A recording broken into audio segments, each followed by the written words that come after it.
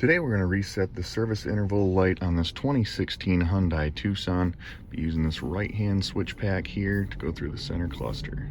So you're going to hit this page button here and get to the wrench.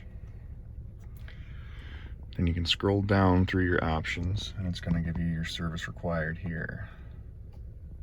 You can go ahead and hold OK to reset that light.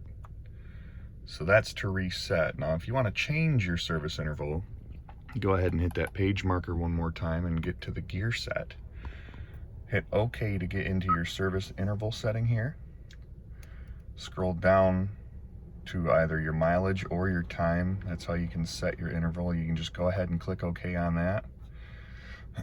And if you click OK, it's going to take you to the next option. Once you cycle through, it'll take you out of that screen.